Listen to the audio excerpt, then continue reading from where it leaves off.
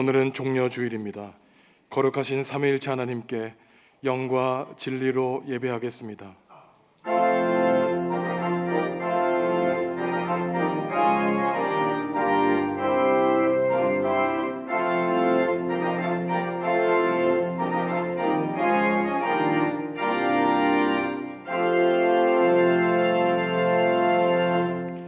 하나님, 그 옛날 이스라엘 백성이 종려나무 가지를 흔들며 주님을 환영하였듯이 우리도 온 몸과 마음으로 기뻐 찬양하며 주님을 영접합니다.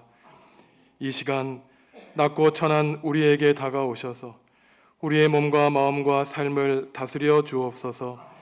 나귀를 타고 오신 주님의 겸손한 모습을 따라서 우리도 서로를 섬기며 살게 하여 주옵소서. 예수님의 이름으로 기원하옵나이다. 아멘.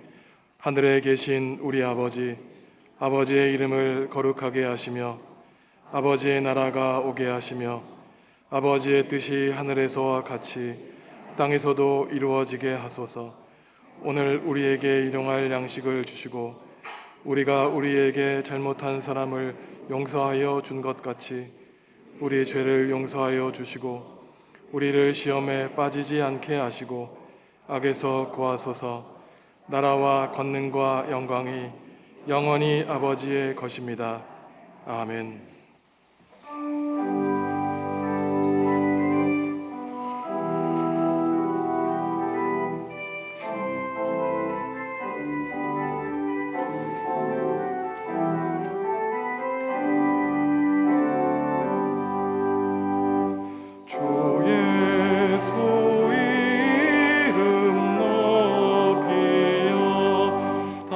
찬양하여라 다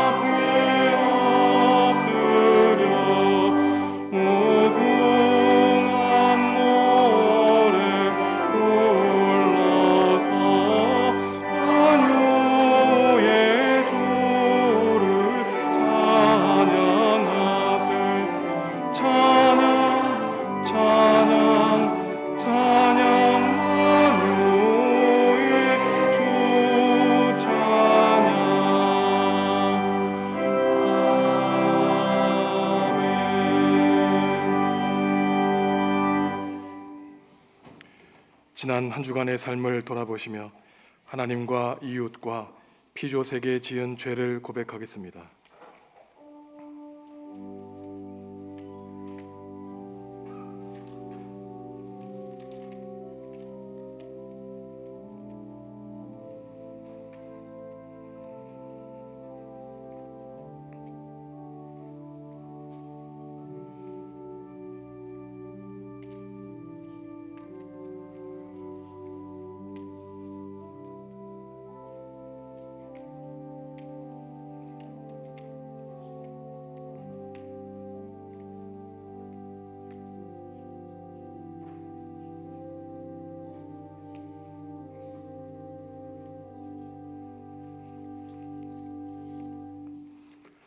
하나님이 우리에게 주시는 용서의 말씀입니다.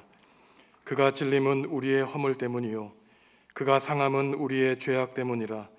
그가 징계를 받음으로 우리는 평화를 누리고 그가 채찍에 맞음으로 우리는 나음을 받았도다.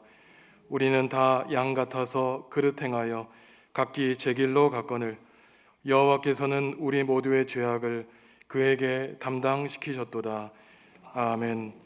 나는 전능하신 아버지 하나님 천지의 창조주를 믿습니다.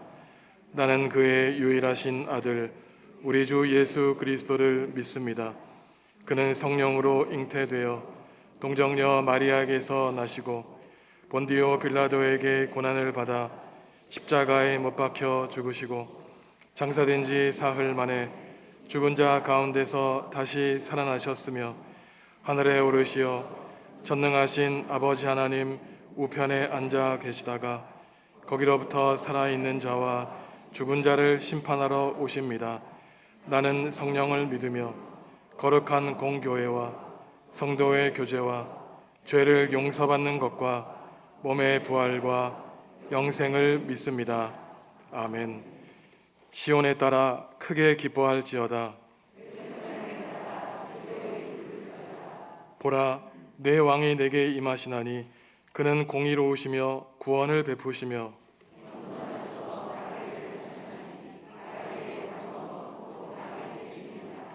내가 에브라임의 병거와 예루살렘의 말을 끊겠고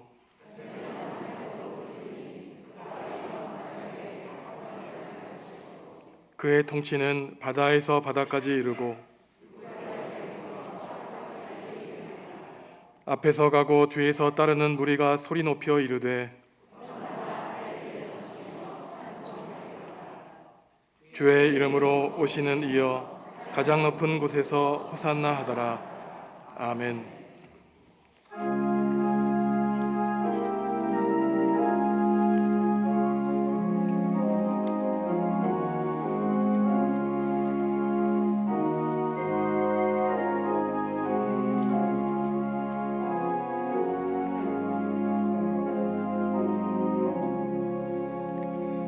십자가 그늘 아래 나시기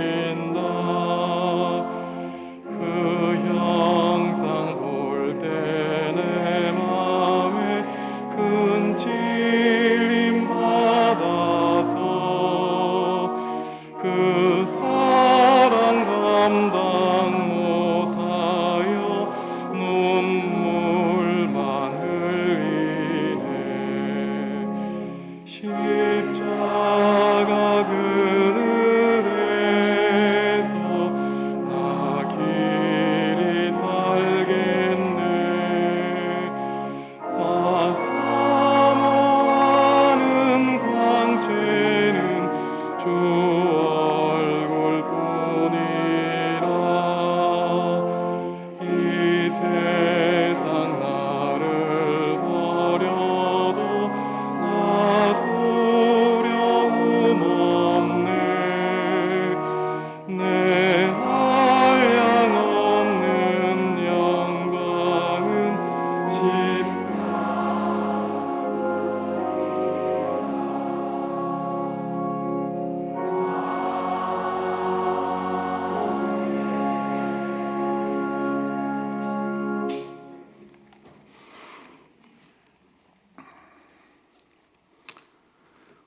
호산나 다윗의 자손이여 찬송하리로다. 주의 이름으로 오시는 이여 가장 높은 곳에서 호산나. 예수님이 예루살렘에 입성하실 때 많은 사람들이 환성을 지르는 기쁨의 외침입니다. 예수님을 메시아로 영접하며 그리스도의 십자가 고난과 죽음을 기념하는 고난주간에 앞서 종료주일로 정성을 다해 예배하게 하시니 진심으로 감사와 영광을 돌립니다. 우리들의 작은 아픔과 고통을 힘들어하며 한순간도 참지 못하고 불평불만을 앞세우는 불쌍한 저희들입니다. 예수님께서는 인간으로서 겪는 죽음을 앞두고 번민과 온갖 수모를 겪으시고 우리들의 죄를 위해 십자가에 못 박히신 그 고통을 우리 모두가 기억하면서 회개하오니 용서하여 주시옵소서. 은혜 주시기 원하시는 주님, 고난주간에 특별히 주님의 기도를 배우길 원합니다. 우리의 기도가 인간의 욕심으로 탐욕과 이기심으로 위장된 거짓 기도가 아니길 원하오며 나 자신보다는 이웃과 나라를 위해 더 나아가 헐벗고 굶주림에 허덕이는 세계 곳곳에 평안과 평화를 위해 기도하게 하시옵소서. 하나님의 뜻에 순종하는 참된 기도되게 하시고 형식적인 예배자가 아니라 하나님께 영광 돌리는 예배자로 살게 하여 주시옵소서. 전능하신 하나님 아버지, 이 지역 복음화를 위해 전국 중앙교회를 세우시고 사명 감당케 하시니 감사를 드립니다. 지역 인구는 감소하며 도시는 쇠퇴하는 또 다른 어려움에 처해 있는 시기이지만 주님과 함께하는 변화된 모습으로 교회가 더욱 더 성장하게 하시고 저희들의 믿음을 다하여 주시옵소서. 특별히 우리 교회를 이끌어갈 미래 세대인 젊은 일꾼들을 불러 모이게 하여 주시옵시고 이 시대에 맞는 변화된 모습으로 새롭게 나아갈 수 있기를 간절히 원합니다. 주님께서 우리를 위해 희생했던 것처럼 저희들도 누군가를 위해 헌신하는 그들을 통해 이 지역이 변화되며 대한민국 유정자들이 하나님을 두려워하게 하시고 지하에서 주님을 위해 기도하는 북녘 땅에도 세계 만방에 흩어져 선교하시는 선교사님들에게도 한없는 기쁨과 축복을 허락하여 주시옵기를 간절히 기도합니다. 하나님, 사순절 고난주간에 하나님의 그 크신 뜻을 깨닫기를 원하오며 김선영 담임 목사님 입술을 통해 전해지는 말씀이 온 우리의 은혜가 널리 퍼지기를 원하오며 육신의 아픔과 정신적 고통을 치유케 하시고 복잡하고 힘든 세상 살아가는데 하나님의 뜻을 내다볼 줄 아는 해안도 허락하여 주시고 믿는 자의 승리되는 삶을 살아갈 수 있기를 간절히 원합니다. 이 시간 예배를 위해 호산나 찬양대 찬양을 통해서 구속받은 은총의 감격과 은사 받는데 기쁨이 넘치게 하여 주시옵시고 보이지 않는 곳곳에서 헌신하는 모든 성도들에게 크신 은혜 줄 줄 믿사오며 우리를 위해 십자가에 못 박히신 예수 그리스도의 이름으로 기도합니다. 아멘.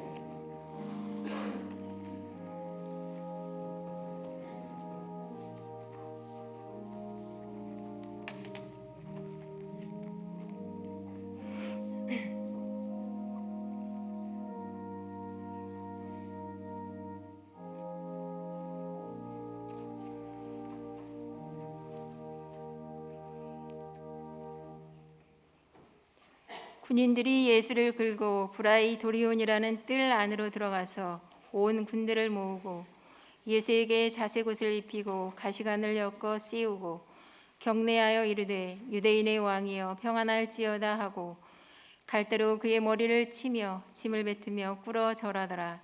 희롱을 다한 후 자색옷을 벗기고 도로 그의 옷을 입히고 십자가에 못 박으려고 끌고 나가니라. 마침 알렉산더와 루포의 아버지인 구레네 사람 시몬이 시골로부터 와서 지나가는데 그들이 그를 억지로 같이 가게 하여 예수의 십자가를 치우고 예수를 끌고 골고다라 하는 곳, 번역하면 해골의 곳에 이르러 모략을 탄 포도주를 주었으나 예수께서 받지 아니하시니라. 십자가에 못 박고 그 옷을 나눌새 누가 어느 것을 가질까 하여 제비를 뽑더라. 때가 제3시가 되어 십자가에 못 박으니라. 그 위에 있는 죄패에 유대인의 왕이라 썼고 강도 둘을 예수와 함께 십자가에 못 박으니 하나는 그의 우편에 하나는 좌편에 있더라. 지나가는 자들은 자기 머리를 흔들며 예수를 모욕하여 이르되 아하 성전을 헐고 사흘에 짓는다는 자여 내가 너를 구원하여 십자가에서 내려오라 하고 그와 같이 대제사장들도 서기관들과 함께 희롱하며 서로 말하되 그가 남은 구원하였으되 자기는 구원할 수 없도다. 이스라엘의 왕 그리스도가 지금 십자가에서 내려와 우리가 복음 있게 할지어다 하며 함께 십자가에 못 박힌 자들도 예수를 욕하더라.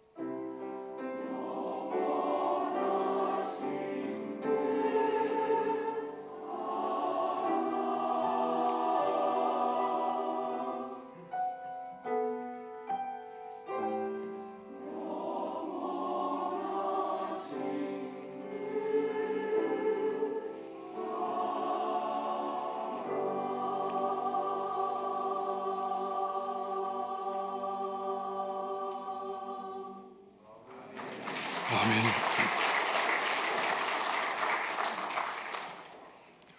오늘은 예수님이 십자가에 달려 돌아가시기 위해 예루살렘 성읍에 들어가신 종려주일, 고난주일이라고 부르고 이번 한 주간, 다음 주일 부활주일 전까지를 고난주간으로 보냅니다. 고난주일을 종려주일이라고 부르는 이유는 예수님이 예루살렘에 입성하실 때 왕으로 오신 예수님을 무리들이 두 손에 종려가지 나무를 들고 호산나 다윗의 아들 예수여 우리를 구원하여 주십시오라고 외쳤기 때문이죠. 하지만 닷새가 지난 금요일에 똑같은 무리가 저자를 십자가에 못 박아 죽이라고 소리쳐 외치는 고난주간이 시작됩니다. 오늘 말씀은 고난주간 가운데 금요일 예수님이 십자가에 달려 돌아가시기 전 아침부터 오후까지의 상황을 우리에게 알려주고 있습니다. 빌라도의 재판이 끝나고 군인들이 브라이도리온이라고 하는 총독 관저로 예수님을 끌고 들어가 온 군대를 집합시킵니다. 여기서 온 군대는 로마 군인들을 가리키는 것으로 코호르트라고 하는 대략 600명 정도로 이루어진 것으로 보입니다. 예수님 한 분을 붙잡기 위하여 600명을 동원시켰으니 예수님의 하나님 나라 운동이 얼마나 당시에 큰 영향력을 끼쳤는지 우리는 예상할 수 있습니다. 군인들은 예수님을 허접한 유대인의 임금으로 비꼬기 위해서 옷으로는 당시 군인들이 입고 있었던 자색 옷을 입히고 왕관에 해당하는 가시관을 씌워 쓰게 하고 왕의 지팡이를 호를 가리키는 갈대로 예수님의 머리를 때리며 침뱉고 예수님에게 네가 유대인의 왕이냐고 비꼬고 있습니다. 예수님은 해골의 곳이라고 불리는 골고다까지 십자가를 등에 지고 가시죠. 사진을 보시면 골고다 언덕을 해골의 곳이라고 불렀던 이유가 중간에 보면 동굴 같은 곳으로 보이는 이 두 개가 마치 사람의 눈처럼 보였기 때문입니다. 당시 십자가형은 수많은 사람들이 로마 제국에 항거할 때에 내려지는 형벌로 보통은 처형장에는 새로 나무를 박아두었고 죄수들은 사람들이 보는 앞에서 자기가 매달릴 가로 십자가를 등에 짊어지고 가게 했습니다. 제국의 권력에 항거하는 사람들에게 너희가 우리에게 대항하면 너희가 당할 운명은 이렇게 될 것이라고 본보기를 보여주기 위한 것이었죠. 가로 십자가만 해도 가볍게는 40kg, 무겁게는 60kg 이상 나갈 정도로 무거웠습니다. 예수님이 고난의 길을 가는 도중에 로마 군인들은 구레네 사람 시몬에게 예수님을 대신하여 십자가를 지게 하죠. 구레네는 오늘날 리비아에 있는 키레네라고 하는 지역으로 당시 전 세계에 흩어져 있던 그리스도인들이 유월절을 맞이하여 예루살렘 성읍으로 순례를 오고 있던 것으로 보입니다. 예수님의 십자가를 대신 짊어진 구레네 사람 시몬이 예수님의 수제자인 시몬 베드로와 이름이 같죠. 하지만 예수님을 알지도 못했던 구레네 사람 시몬이 예수님이 홀로 십자가를 지실 때 예수님 곁을 지켰다면 죽을 때까지 내가 예수님을 버리지 않겠다고 다짐했던 베드로, 하지만 예수님이 달기 울기 전 네가 나를 3번 부인하리라고 말씀을 들은 그 베드로는 지금 어디에 있는지 그의 존재는 알려져 있지 않습니다. 군인들이 마취성 첨가물인 모략을 섞은 포도주를 예수님에게 마시게 하죠. 사람들이 짊어져야 될 십자가가 얼마나 무거웠는지, 고통스러웠는지, 그 채찍이 얼마나 매서웠는지 맨정신으로는 십자가를 질 수 없었기 때문입니다. 하지만 예수님은 마취제를 먹어서 십자가를 질 것을 거부하셨고 자기의 온 마음과 정신으로 하나님의 운명을 받아들일 것으로 생각하셔 포도주를 거부하셨죠. 제자들과 마지막 식사를 하시며 이것이 내가 마시는 마지막 잔이다 라고 하시며 하늘나라에서 포도주를 마실 때까지는 내가 더 이상 포도주를 마시지 않겠다고 하신 예수님 자신의 말씀을 지키고 계신 것입니다. 오전 9시가 되어 군인들이 예수님의 옷을 벗기고 십자가에 못을 박죠. 제비를 뽑아 예수님의 옷을 나눕니다. 당시 수많은 범죄자들이 있었기 때문에 그들의 옷을 벗기고 그 옷을 군인들이 나누어 갖는 것이 당시의 관습이었죠. 예수님이 십자가에 달려 돌아가시는 그 모든 과정, 십자가에 달리시는 시간과 돌아가시는 그 모든 시간이 하나님의 뜻과 섭리로 정해놓으신 것을 우리는 알 수 있습니다. 우리 인생의 때도 그러하죠. 예수님의 삶의 마지막은 크 낮은 어두움으로 가득 찬 시간이었지만 그 예수님의 죽음을 바라보는 대제사장들, 서기관, 율법학자들, 로마 군인들은 가장 희열이 넘친 시간이었습니다. 유대인의 왕이라고 비꼬고 웃으며 자기들의 마음속에 있는 그 폭력성을 그 한 사람 예수님에게 쏟아붓는 즐거운 시간이었죠. 강도 2명을 예수님의 십자가 옆에 매달고 있는데 이들은 정치범으로 이스라엘을 로마 제국에서 폭력 혁명으로 해방시키려고 노력했던 젤롯 당원으로 여겨집니다. 당시 십자가에는 반란 노예나 정치범이나 상습적인 파렴치한 사람들에게 주어지는 형벌이었기 때문에 지나가는 사람들도 십자가에 달린 예수님에게 아하, 이 사람이 성전을 사흘 만에 허물고 다시 짓는다고 하더니 사람들을 구원한다고 말하기 전에 너나 그 십자가에서 내려와서 너의 목숨을 구원하라고 예수님을 비웃고 있죠. 예수님 곁에 두 강도가 매달려 있다는 것 역시 예수님의 비참한 죽음을 드러내고 있는 것입니다. 하지만 예수님은 십자가에서 내려오지 않으셨죠. 마치 금식 기도를 하시고 사탄에게 시험을 받으시며 성전에서 뛰어내리라고 하신 그 사탄에게 하나님의 뜻을 시험하지 말라고 하신 그 예수님은 십자가에서의 하나님의 운명을 그대로 맞아들입니다. 예수님이 당하신 십자가의 고난이 과연 우리에게 어떠한 뜻과 의미가 있을까요? 우리는 고난 없이는 부활과 영광이 있을 수 없다는 깨달음을 얻게 됩니다. 참된 구원은 십자가의 고통으로 맞아들일 수 있다는 것이죠. 마가복음이 강조하는 이 신앙이 고난의 신앙, 십자가의 신앙입니다. 우리는 십자가를 그저 우리 인생에 닥치는 고난 정도로만 여겨서 때로는 목걸이로, 때로는 귀걸이로 달고 다니지만 당시 십자가형에 처한 사람들은 그야말로 가장 비참한 인생의 최후를 맞이했습니다. 십자가에서 온몸에 있는 물과 피를 흘려 자연적으로 죽게 될 때까지 그 고통을 순간순간 느끼게 하는 처형법이었죠. 어떠한 사람들은 숨이 막혀 질식사에서 죽는 경우도 있었습니다. 시편 79편을 보면은 십자가에 달린 그 사람을 밤과 낮에 새와 들짐승이 와서 그 시체를 쪼아먹는 정말로 비참한 처형법이었죠. 고귀한 죽음은 도저히 바랄 수 없는 그러한 죽음의 순간이었습니다. 당시 로마의 지식인 계층에 속한 역사가들이 말하기를 자기들과 같은 그 문명 사회에 이러한 페르시아에서 온 비참한 처형 방법이 있다는 것을 가장 큰 수치라고 말할 정도였습니다. 인간의 아주 공격적이고 폭력적이며 원시적인 잔인함이 드러나는 처형 방법이었죠. 그런데 하나님은 바로 그러한 원시적인 방법으로 인간의 구원을 이루십니다. 예수님이 십자가라는 방법으로, 그 미개한 방법으로 인류를 구원하셨다는 사실은 하나님이 구원의 방식을 이루시는 방법은 사람이 가지고 있는 방법과는 다르다는 가르침을 줍니다. 하나님은 힘과 완력으로 세상을 구원하지 않으시죠. 죄를 지은 사람에게 억지로 마음이 없는데 강요해서 회개하도록 하지 않으십니다. 죄인이 예수님의 십자가의 죽음을 바라보며 진심으로 마음을 다해 주님께 돌아오기를 기다리고 계시죠. 예수 그리스도의 십자가의 죽음을 통해서 그분의 잘못 때문이 아니라 바로 나의 잘못 때문에 예수님이 죄 없이 십자가에 달려 돌아가셨다는 깨달음을 얻게 됩니다. 십자가의 고난과 고통을 통해 하나님의 구원의 역사가 드러나게 되는 것이죠. 세상과 힘의 방식에 거스르는 방법입니다. 바울은 이 십자가의 구원의 방법에 대해서 유대인들과 이방인이 어떻게 생각하고 있는지를 설명하고 있습니다. 고린도전서 1장 18절과 23절 말씀 한 목소리로 읽습니다. 십자가의 도가 멸망하는 자들에게는 미련한 것이요 구원을 받는 우리에게는 하나님의 능력이라. 우리는 십자가에 못 박힌 그리스도를 전하니 유대인에게는 거리끼는 것이요 이방인에게는 미련한 것이로되. 이 십자가가 십자가를 바라보는 사람에게 따라 다 그 의미가 다르다는 것입니다. 하나님을 믿는 사람들에게는 구원의 능력이죠.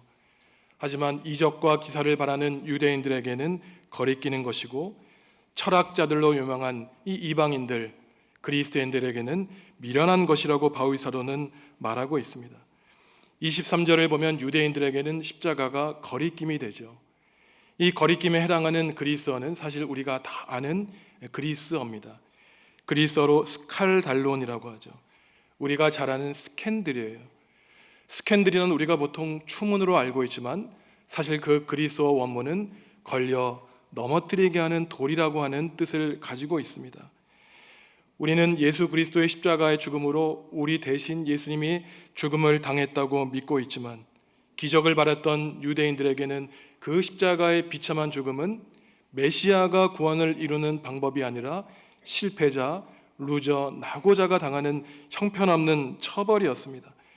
그러니 십자가에 예수님이 달려 돌아가셨다는 것은 우리의 믿음을 굳세게 하는 것이 아니라 오히려 우리가 기다렸던 메시아에 대한 그 믿음을 잃어버리게 하는, 실족하게 하는 돌이라고 유대인들은 생각하게 만들었다는 것이죠.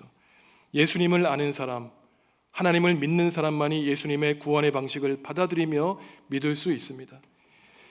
예수님이 십자가를 통하여 가장 비참한 죽음을 맞이하셨다는 것, 그것도 정상적인 재판이 아니라 불의한 재판으로 억울하게 돌아가셨다는 것은 이 세상에서 예수님을 믿으며 때로는 영광이 아니라 억울한 삶을 살아가는 사람들에게 예수님이 자신의 인생을 동일시하셨다는 놀라운 가르침을 줍니다. 그러니 초기 교회로부터 오늘날 성도들에 이르기까지 조롱당하고 모욕당하시는 예수님을 믿기만 하면, 그 복음을 받아들이면 우리 또한 우리 삶의 태인 십자가를 능히 지고 이겨낼 수 있는 것이죠. 예수님을 믿는 사람이라면 힘들고 어려울 때, 억울할 때 세상에 호소하지 않습니다. 그저 주님의 십자가의 소망을 품고 살아가죠. 예수님이 십자가를 지고 이겨내신 것처럼 그 길을 따라가는 우리 성도들도 결국은 승리하고 부활하며 영생을 얻고 승리의 면류관을 얻을 것을 우리는 확신하며 살아갑니다. 이 사실을 과연 어떻게 알 수 있겠습니까? 이것은 예수님의 십자가를 대신 짊어진 구레네 사람 시몬의 아들 루포를 통해 알 수 있습니다. 루포는 아무 이유 없이 자기도 모르게 예수님의 십자가를 짊어지고 갔지만 로마서 16장 13절을 보면 바울 사도가 말하기를 이 루포는 하나님이 선택하신 교회의 일꾼이 되었다고 언급하고 있습니다. 예수님의 십자가를 직접 간접적으로 진 사람들이 초기 교회에서 하나님 나라를 위한 귀한 일꾼으로 사용되었듯이 우리도 우리 몫의 태인 십자가를 주님의 보혈을 의지하여 믿고 승리하기만 하면 우리 또한 하나님의 귀한 일꾼으로 사용될 수 있다는 귀한 가르침을 주고 있습니다. 또한 우리는 십자가에서 비참한 죽음을 당하신 그 조롱당하신 예수님이 우리에게 어떠한 의미를 가지고 있는가 깊이 생각해 보아야 되죠. 예수님이 왜 무력한 죽으심을 선택하셨는가? 예수님은 그가 당하신 멸시와 조롱에 어떻게 반응하셨는지 우리는 살펴보아야 됩니다. 예수님 주위에 있던 사람들이 마지막까지 조롱하고 멸시했듯이 예수님은 십자가에 내려와서 그들을 벌할 수 있으셨을 것입니다. 하지만 예수님은 자신이 죽음을 선택하셨죠. 왜 그러셨을까요?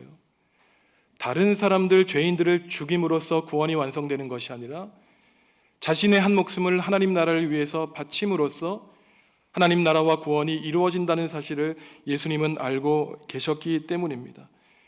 살려고 하면 죽을 것이요 죽으려고 해야 살 것이라고 하는 예수님 스스로의 말씀을 십자가의 마지막 순간까지도 지키셨죠. 예수님이 십자가에 내려오셔서 칼과 총을 가지고 모든 사람들을 죽이고 벌하셨다면 그는 기적을 일으키는 사람, 전쟁 영웅으로 칭송받을 수 있었을지는 모릅니다. 하지만 참된 그리스도 구세주로 경배받지는 않겠죠. 예수님의 죽음은 우리를 위한 것일 뿐만 아니라 대제사장들, 서기관들, 율법학자들, 회개할 줄 모르는 로마 군인들을 위한 것이기도 했습니다. 자기를 죽이려는 자들에 대한 증오심이 예수님은 없었겠습니까? 하지만 예수님은 그들을 보시며 불쌍히 여기셨고 하나님께 그 마지막 순간까지도 그 원한을 갖지 않으시고 그들을 위해 기도하신 분이었습니다. 누가복음 23장 34절 말씀, 예수님의 기도 함께 드리겠습니다. 이에 예수께서 이르시되 아버지, 저들을 사하여 주옵소서. 자기들이 하는 것을 알지 못함이니이다 하시더라. 아멘. 예수님이 이 땅에 오신 것은 의인들, 건강한 사람을 위한 것이 아니라 바로 예수님을 십자가에 못 박은 로마 군인들을 구원하시기 위해 오셨다는 것이죠. 아무리 로마 군인들과 대제사장과 서기관들의 그 웃음 섞인 조롱이 견딜 수 없을 만큼 괴로웠어도 예수님은 한거하지 않고 입을 닫고 침묵하셨습니다. 바로 침묵의 힘이 여기에 있는 것이죠. 내가 힘들고 어려울 때 입을 닫는 이유가 어디에 있습니까? 그것이 바로 하나님의 뜻임을 알고 있기에 우리는 구차하게 변명하지 않고 입을 닫아 하나님이 우리에게 보여주신 길을 묵묵히 걸어갈 수 있는 것입니다. 하나님의 명령이라는 사실을 깨달으면 주님의 명령을 따르는 순종하는 삶, 바로 순명이 침묵에 있는 것이죠. 고통을 감내하며 입을 닫으며 침묵할 수 있는 것은 나의 이 고통과 고난 가운데 하나님의 온전하신 뜻이 담겨 있음을 믿기에 우리는 입을 다물고 한거하지 않을 수 있는 것입니다. 내 깊은 심정에 하나님이 계신 것이 아니라 나의 자아가 있을 때 우리는 입을 벌려 불평을 범할 수 있는 것이죠. 하나님을 믿으면 우리는 고통 가운데 임하시는 성령님을 느낄 수 있습니다. 우리의 아픔 가운데 함께 하시는 하나님을 만날 수 있죠. 내가 눈물을 흘릴 때 내 눈물 가운데 함께 하시는 예수님의 눈물을 우리는 어루만질 수 있습니다. 연약하고 부족한 우리는 왜 예수님이 십자가에 달려 그토록 비참하게 침묵 가운데 돌아가셨는가? 그 마지막 순간 예수님의 고통과 외로움을 도무지 이해할 수 없죠.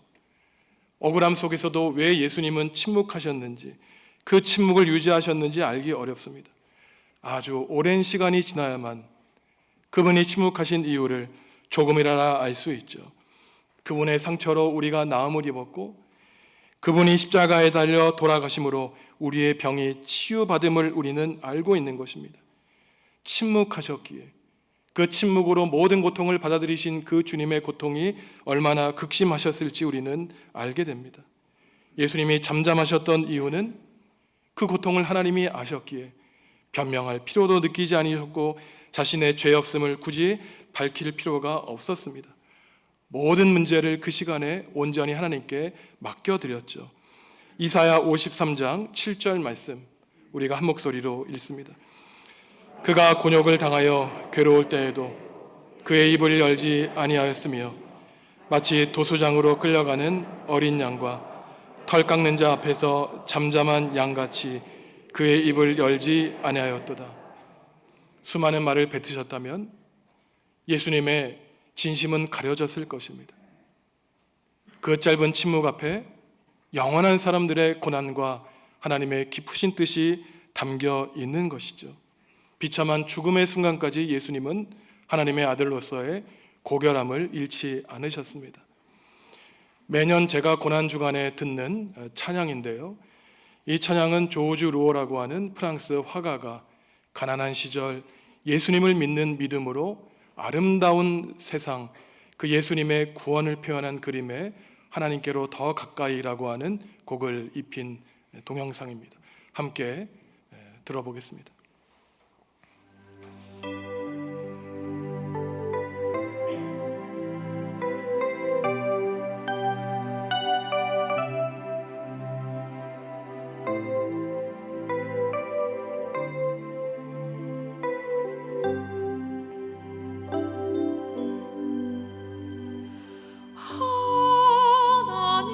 하나님께로 더 가까이 갑니다.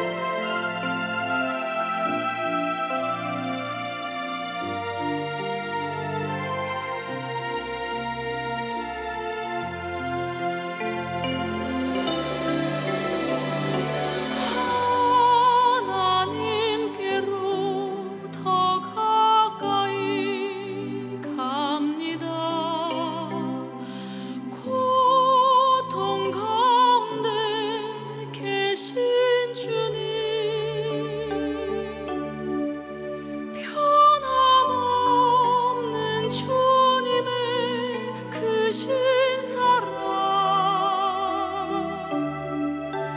영원히 주님만을 섬기리 영원히 주님만을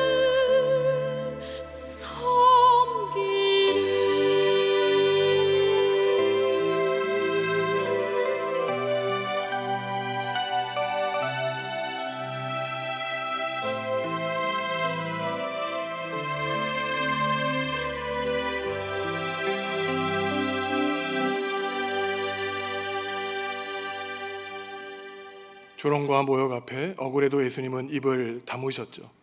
정의라는 이름으로 복수하지 않으셨습니다. 그 모든 억울함을 온전히 하나님께 맡기셨기에 예수님은 침묵으로 삶을 아름답게 마치셨지만 그 침묵에는 무한하신 하나님의 뜻과 메시지가 담겨 있는 것이죠.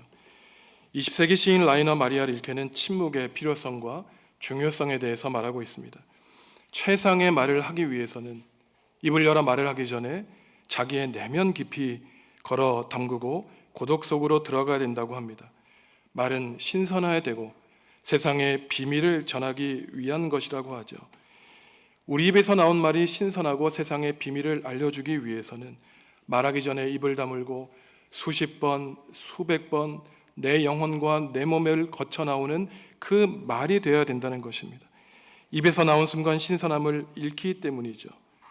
최고로 고상한 말을 하기 위해서는 하나님의 영감이 담겨 있기 위해서는 자신의 내면과 고독 속으로 깊이 들어가야 되는 이유가 여기에 있습니다. 하나님을 만나고 참된 자신의 내면과 만나야 되는 것이죠. 참된 메시지, 오염되지 않는 뜻을 전하기 위해서는 침묵해야 됩니다. 29살 젊은 나이에 이러한 깨달음을 얻은 마리아 릴케의 시가 아름다운 이유가 바로 여기에 있는 것이죠. 오랜 침묵이 있어야만 진한 울림이 있습니다. 침묵과 고독 없이 아무 생각 없이 나온 말이 우리의 영혼을 파괴시킬 뿐만 아니라 세상을 더럽히는 이유가 실존과 진리가 담겨 있지 않기 때문인 것이죠. 우리도 삶에서 만나는 고통과 고난과 억울함 가운데 때로는 멸시와 조롱이라는 말을 사용하기도 힘든 속상한 가운데 우리의 자존심을 내려놓고 때로는 입을 다물고 침묵해야 됩니다. 그 침묵이 하나님에 대한 절대 신뢰를 드러내기 때문이죠. 내가 바라지 않는 일이지만 그것이 하나님이 바라시는 일이라면 침묵으로 우리는 순종할 수 있습니다. 그것이 나에게 맡겨주신 일이라는 사실을 깨달을 때 우리는 입을 다물고 그저 하나님만 바라보며 하나님의 음성에 귀 기울일 수 있는 것이죠.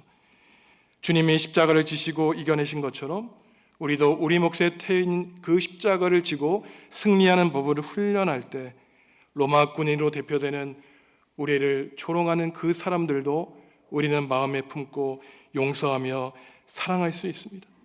주님께 칭찬을 받을 수 있는 것이죠. 너야말로 나의 참된 제자였다고 주님께 인정받을 수 있습니다. 예수님의 죄명에 붙어있는 유대인의 임금이라고 하는 그 비꼬이는 말투에 우리의 죄목 역시 담겨 있다는 사실을 우리가 기억하면 가능한 것이죠. 우리 죄를 위해 십자가를 지신 예수님의 사랑에 보답하는 길은 그저 우리가 저지르는 잘못을 주님께 고하고 용서를 구하며 회개하며 십자가의 길을 따름으로 가능합니다. 겸손한 주님의 종으로 우리의 이웃을 사랑하며 그들에게 선을 베품으로 주님께 받은 은혜에 보답할 수 있는 것이죠. 이번 한 주를 고난주간으로 보내며 우리가 내뱉는 말 10%, 20% 조금씩 줄여나가셔서 성금요일 주님이 십자가에 달려 돌아가신 그날에는 우리가 세상에 대하여 우리의 입을 다물고 세상에 대해서는 우리의 눈을 감지만 하나님의 말씀에 귀를 열고 천국의 눈을 열어 침묵으로 하나님의 사랑과 은혜에 보답하는 우리 중앙교회 거룩한 모든 식구들이 되시기를 주님의 이름으로 간절히 기원합니다. 하나님, 우리를 위한 예수님의 조롱당하심과 십자가의 고난을 묵상합니다. 예수님이 십자가를 지신 사실을 기억하며 우리 몫에 태인 십자가의 고난과 어려움을 이겨내게 하여 주옵소서. 인내와 겸손한 모습으로 능히 받아들이게 하여 주옵소서. 그것이 그리스도의 기름을 알기를 원합니다. 그리스도의 참된 제자가 되기를 원하오니 예수님을 바르게 알게 하여 주옵소서. 고난 가운데 있는 모든 교우들이 주님의 고난을 묵상하며 능히 이겨내게 하시고 이 세상에서 주님에 대한 믿음을 잃지 않고 최후의 승리 얻게 하여 주십시오. 죽을 수밖에 없는 우리를 위해 십자가 지신 예수님의 이름으로 기도합니다. 아멘.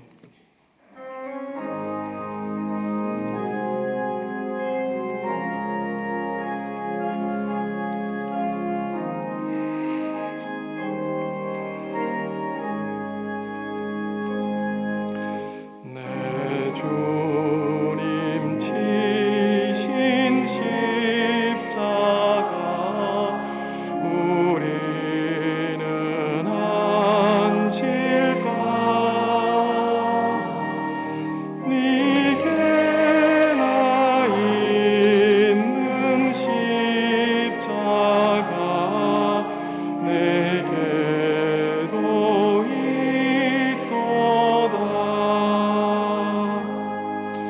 내 몫에 대인 십자가 늘 지고 가리다.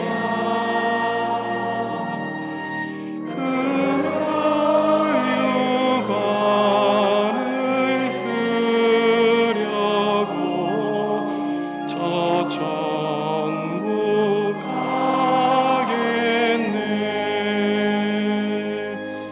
저수정 같은 길에서 멸류관 벗어서 주 예수 앞에 바치며 늘 찬송하겠네. 저 천사 소리 높여서 늘 찬송할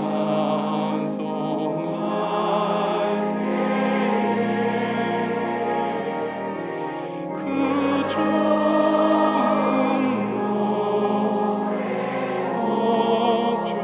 목조가 참 아름답도다.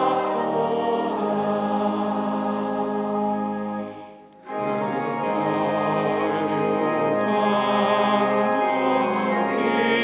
멸류관도 귀하고 저 천사 내려 보내사 날 영접하소서.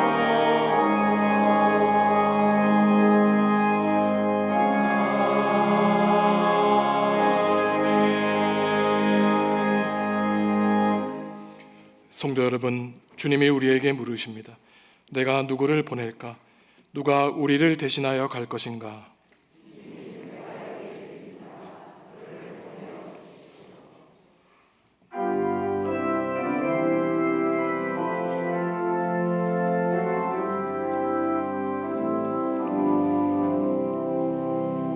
내 주 예수 주시는 예 안 없건만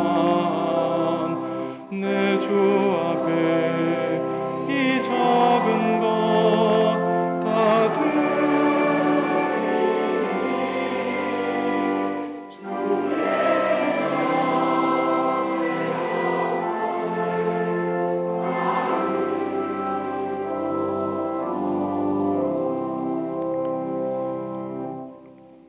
하나님, 고난주의를 보내며 내가 당해야 하는 고난을 주님이 대신 당해 주시니 감사의 고백을 드립니다. 삶이 힘들고 고나여 낭망할 때 주님이 흘리신 구원의 보혈을 바라보고 견디게 하시니 감사합니다. 십자가 뒤에 있을 영광을 바라보게 하시고 부활과 영생의 소망 주시니 감사합니다. 고난 주간을 보내며 우리 위에 십자가의 길을 가신 주님을 묵상하고 기쁨과 영광의 부활절을 맞이할 수 있도록 성령님 우리의 마음에 좌정하여 주옵소서. 다음 주일 부활절에는 오랜 시간 동안 중지되었던 성찬식을 갖고 세례 입교식을 거행하게 됩니다. 주님의 살을 먹고 피를 마시는 예식을 통하여 우리를 새롭게 빚어주시고 세례 입교식을 통하여 주님과 맺은 언약을 기억하며 새로운 피조물이 누리는 기쁨을 누리게 하여 주옵소서. 수요일 저녁에는 개혁 장로교회 신학과 교회 직분이라는 주제로 재직 세미나를 갖게 됩니다.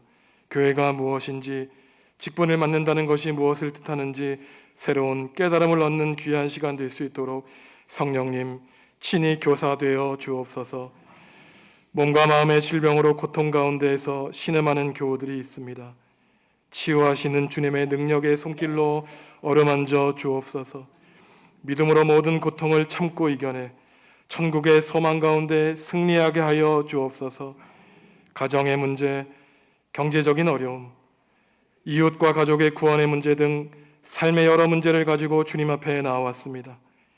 기도 가운데 주님이 함께 계시겠다고 약속하셨으니 성도들의 눈물 어린 간절한 기도를 들어주시고 응답하여 주시옵소서. 이 나라와 결례 위에 기도합니다. 주의 열강 가운데 나아갈 바를 알지 못하는 결례되지 않게 하시고 오직 하나님을 경외하는 나라와 결례되어 온 누리의 평화에 기여하는 길을 개척하게 하여 주옵소서. 이 땅의 모든 그리스도인들이 하나님이 바라시는 뜻을 분별하게 하셔서 복음의 사람 예배자로서 사랑과 정의의 하나님 나라를 이 땅에 내 마음과 가정에 건설하게 하여 주옵소서. 주님께 예물 드립니다. 여러 이유와 모습과 목적으로 드립니다. 필요한 곳에 사용되게 하시고 삼위일체 하나님의 영광을 드러내 주옵소서. 예물 드리는 손길에 주님이 복과 은혜로 함께하여 주시고 성도들의 모든 가정에 하늘의 기쁨과 평화가 넘쳐나게 하여 주옵소서. 우리 위에 골고다 십자가의 길을 걸어가신 예수님의 이름으로 기도합니다. 아멘.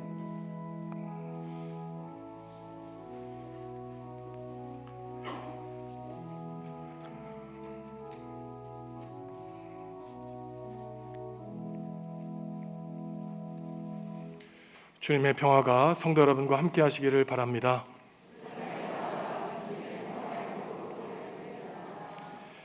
예배를 마치고 가정으로 돌아가실 때 현관에 있는 고난주간 묵상집을 가지고 가셔서 한 주 동안 주님의 십자가를 묵상하시기 바랍니다.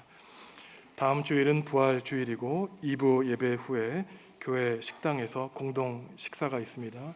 많이 참석해 주셔서 부활의 기쁨을 함께 누리시기 바랍니다. 또한 다음 주일 1, 2부 예배 때에는 3년 동안 멈출 수밖에 없었던 성찬식이 진행되고 2부 예배 때에는 세례식이 있습니다. 정결하고 거룩한 마음으로 주님의 몸과 피를 대하는 성찬식을 준비하시기 바랍니다. 수요 기도회 때에는 장신대 글로컬 행정 교수님인 김선권 교수님을 모시고 개혁 장로교회 신학과 교회 직분이라는 제목으로 재직 세미나를 갖게 됩니다. 김선권 박사님은 호남신학대학교를 졸업하시고 전남대학교에서 철학 석사 과정을 마치고 장신대에서 목회학 신학 석사 과정을 받으신 다음에 주앙 깔뱅 우리 장로교회 창시자인 종교개혁자가 목회하고 교수했던 스트라스부르 대학교에서 조직신학 박사학위를 받은 분입니다. 교회 홈페이지에 6쪽짜리 강의안을 올려드렸는데요. 제가 읽어보니까 굉장히 유익한 강의가 될 것 같습니다.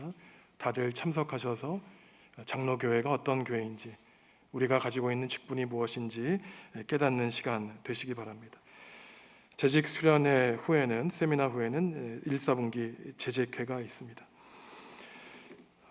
2024년 성지 순례단을 모집하겠습니다. 내년 4월 부활주일 후에 10일 일정으로 가겠고요.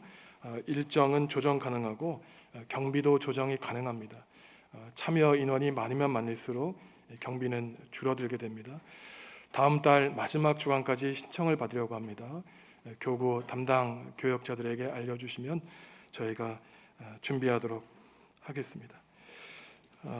박예남 권사님 지난 주일에 광고해드리고 기도해드린 것처럼 지난 주간에 어머니께서 하나님의 부르심을 받으셨습니다. 은혜 가운데 장례를 마쳤는데 만나시면 위로해 주시기 바랍니다. 권사님 찬양대에 서게 있는데 잠깐 일어나시죠. 인사하시겠습니다. 자리에 앉으시겠습니다. 오늘 우리 교회에 새로운 성도님들이 등록하셨습니다. 인천에서 멀리서 이사 오셨는데요. 김진택 성도님, 김명환 성도님, 서재현 집사님이 인도하셨습니다. 잠깐 자리에서 일어나시면 저희가 찬양하고 제가 기도하고 축복의 박수 치겠습니다. 함께 찬양하시죠. 너는 시냇가에 심은 나무라 하나님의 사랑 안에 믿음 뿌리 내리고 주의 뜻대로 항상 살리라.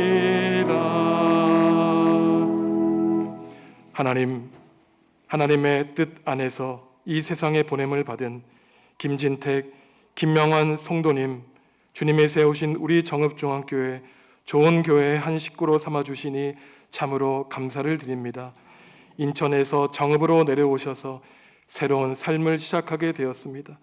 날설고 물선 곳에서 하나님을 주인으로 모시는 가정 되어 우리 교회 안에서 참된 가족들을 만나게 하시고 오직 주님께 영광 올려드리는 가정, 기쁨과 감사와 구원의 고백이 울려 퍼지는 가정 될 수 있도록 성령님 함께하여 주시옵소서.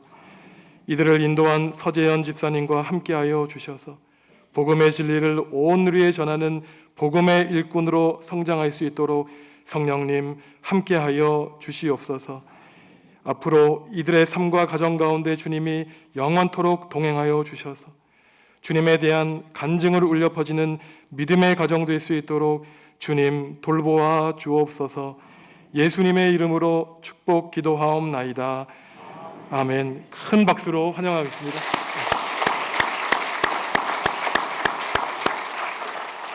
저를 만나고 가시면 좋겠습니다. 한 가지 광고 더 드리겠는데요. 아마 코로나 때 일상이 되셔가지고 지금도 지하 겟세마네에서 예배 드리시는 성도님들 계시는데요. 다음 주일에는 성찬식에는 우리 예배당에 함께 올라오셔서 예배 드리시면 좋겠습니다. 한 주일 동안 건강하시고 다음 주일 영광의 부활 주일에 다시 만나시겠습니다. 일어나셔서 주님께 찬양하겠습니다.